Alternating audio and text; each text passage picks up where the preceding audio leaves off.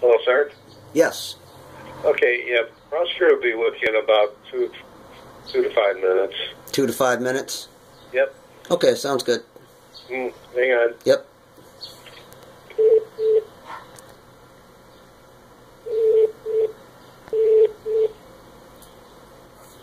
Oh, quick, everybody run and scramble. Mr. Coate is on the phone and he's asking questions about his case and why nobody got notified. Oh, how do we let the guy that beat him up get off from jail early, and how do we let the guy that beat up his kids just totally walk all over the court system? I'm Cordy. I'm out here at 5. Okay. Okay, I thought you were here. I just called you back in my office and Oh. found you were on the phone, so I apologize, but I was on a phone call too. Yes. So I got a call from, or email from Tanisha this morning asking about issues with Derek Crockett. I don't know anything about it, so I tried to check into it. I looked on the clerk of court site. I ended up pulling the file. I am in the middle of writing Tanisha another email with what I could figure out from the file. Uh-huh. Okay. So what is your actual question? Okay. See, he was originally sentenced to 165 days, or 180 days with 165 suspended. Mm-hmm. And then he appealed, and then on August 22nd, the appellate court affirmed it and said, hey, you still have to, serve your sentence. It's good. But then all of a sudden, between August 22nd and August 26th, it says, hearing notices prepared for a scheduled hearing on September 16th at 9:30, sentencing hearing. And then he's resentenced. I wasn't notified of any of that. So I guess my question is, who were the hearing notices prepared for, and why? My second question is, why was I not notified? Because I'm the victim. And you know what? Okay. And bear with me here because I'm not that familiar with it. All right. So I was looking through this file. What I was writing to Tanisha was saying that he did serve jail time. I confirmed that on the jail site as well, but it was 7 days. Mm-hmm. And I thought he had come in around January of 2015 to talk to Judge about reducing it. But as I'm looking through the file, I think, and this is just off the top of my head what I'm thinking, because he did appeal. This hearing notice in the file dated August 26th. At the bottom it says, hearing to impose the sentence that was previously stayed. So when he filed his appeal, it stayed the underlying sentence. Okay? Okay. And so then when that the conviction was affirmed on appeal, okay, then that makes sense that this says hearing to impose the sentence that was previously stayed. And so there was a hearing on it. Mm-hmm. And on September 16th of 2014, the sentence is 180 days in jail and then written in 173 days suspended.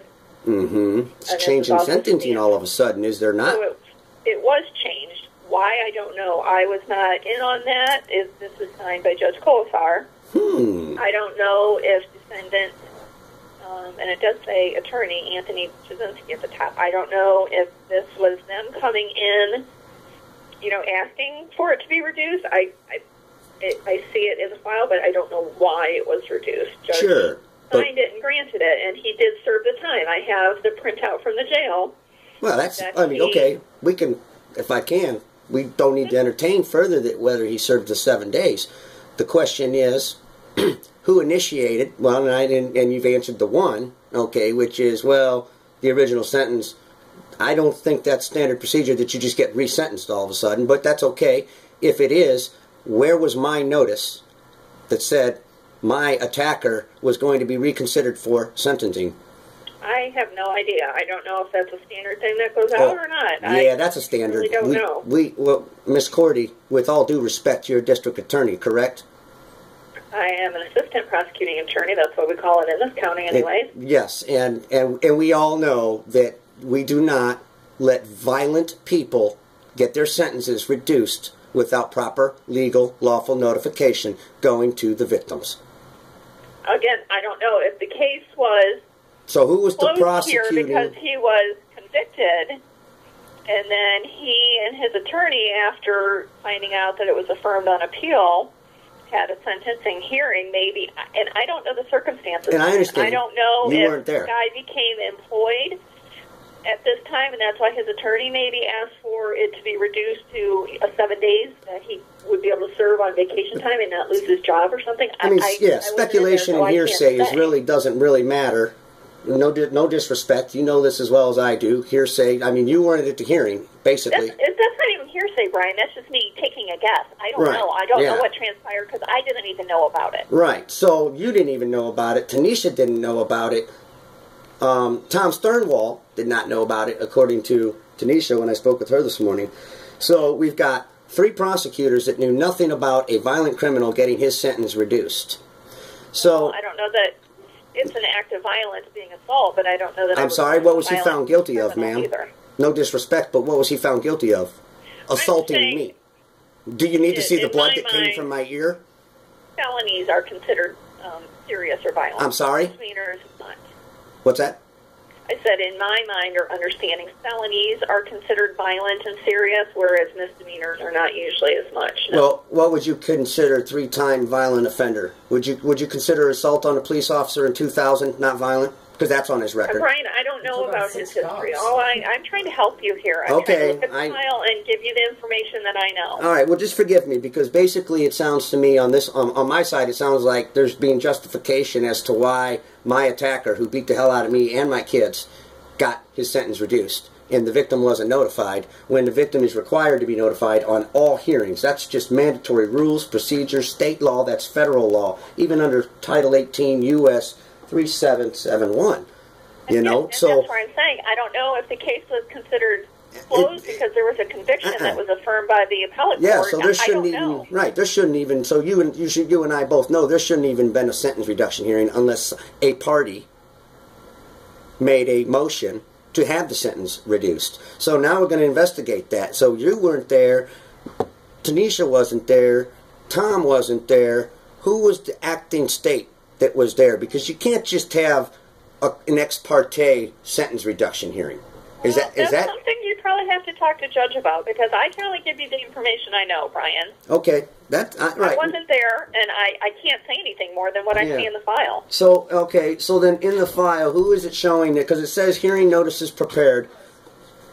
Who were the hearing notices prepared for?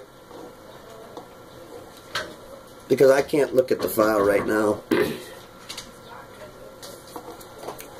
It just went out to him, it looks like. So there was just one notice out to Derek? He's the only one listed below for a CC, Derek Crockett, and then a file copy.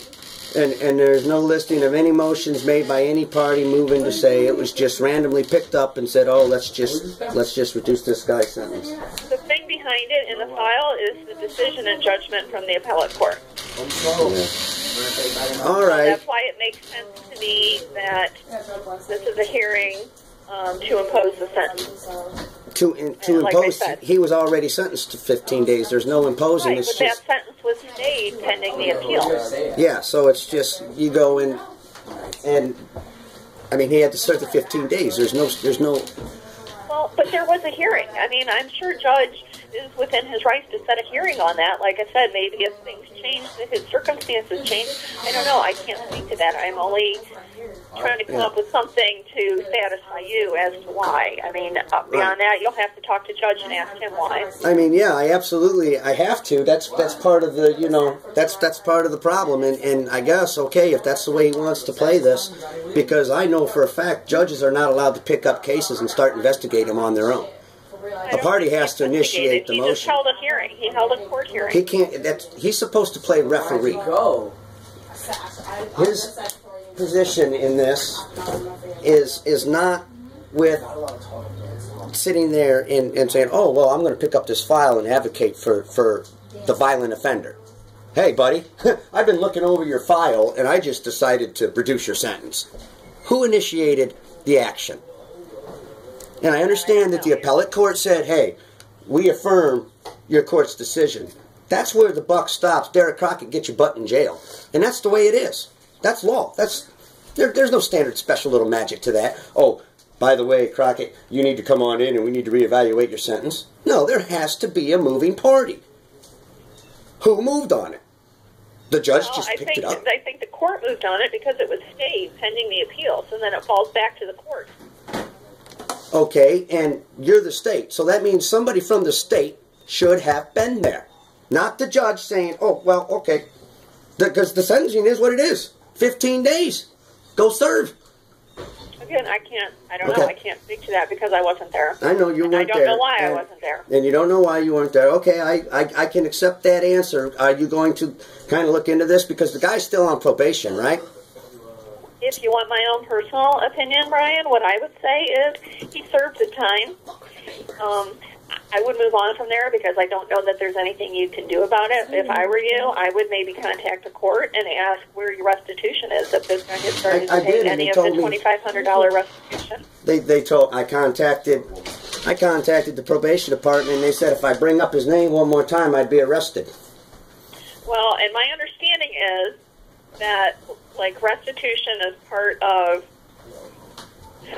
the resolution of the case or the conviction in here. However, the court really doesn't have any way to make him pay that restitution. I think to get the $2,500 restitution, you probably would have to file a small claim or a civil suit against him. So he's got 173 days suspended jail time over his head, and you're telling me the court can't enforce him to pay the money that the court ordered? The court has no enforcement over Derek Crockett? Is that what you're telling me? I think they can as to fines and court costs, but not restitution. And I've encountered that myself in another case. So okay, that is my understanding. Yeah. Okay. All right. That is your understanding. That the court has absolutely no authority over the monetary. What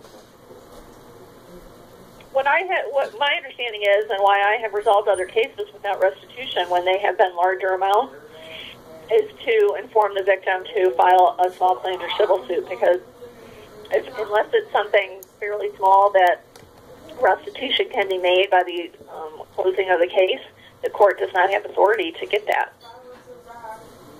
You're telling me there's no such thing as remedy in the United States?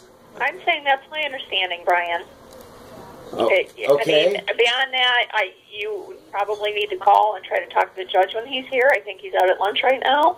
Or you can get an attorney and try to check this. Well, no, I mean, to tell me I need to go get an attorney is fraud, right off the bat. All right? Because that's telling me I need to go spend more money to get remedy from somebody who beat me up, damaged my eardrum at this point, and the state of Ohio says there's, no remedy. You may be able to file a small claim suit on your own without an attorney, or if you would hire an attorney for that, you may be able to recoup those attorney's fees on a small claim. No disrespect. I hired the state of Ohio to prosecute the guy to the fullest extent of the law. I'm the victim. That's not really how it works, Brian. You don't hire the state to do that. I did, Mike. You're telling me you're not paid by the taxpayers' money? Where do you guys get your income from? Okay, well, I've been trying to help you. I've given you as much information as I can figure out from the file, okay? Yeah, I understand that. If you're getting nasty with me, I'm going to hang up. No, I'm not getting nasty with you. Call back and try to talk to the judge and ask him some of these questions that I cannot answer for you. Okay, so then, all right, fair enough. I will do that. Is the judge going to speak with me?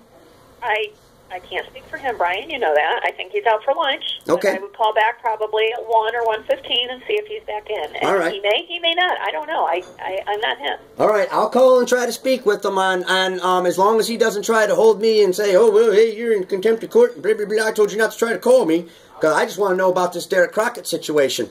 Because I'll tell you, I'm the victim, and I should have been informed on this. Forget the money. I'm talking about even just, I shouldn't even be forgetting the money, to be honest with you. It's absurd.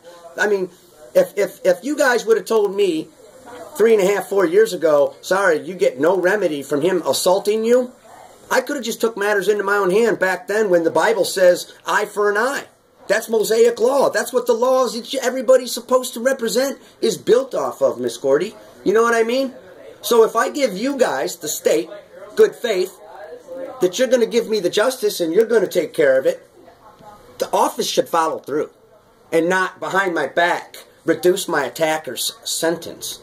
You know, he was drunk and disorderly. I don't know that our office had anything to do with that. Well, it had to, because your office is the one that handled the case, not you particularly. I need to know what district attorney on my behalf was at this hearing. That's, you know, you just don't. And I already told you, I don't think anybody was. Yeah, and that's not a lawful. Yeah, and that's not a lawful act. I mean, Well, then maybe you need to ask an attorney about that. Okay. Okay. All right. And so, answer me on this question. No, I'm going to hang up at this point. Well, when you tell me to refer to an attorney, don't think I can answer your questions anymore, and then you're going to get mad. No, I just one last back question. and try to talk to the judge. Okay. Yes. Yes. One last question on the attorney. All right. On the attorney, when you tell me to refer to an attorney, what is the difference between... Calling party disconnected. I'm sorry, your balance has reached 0. Please add money now.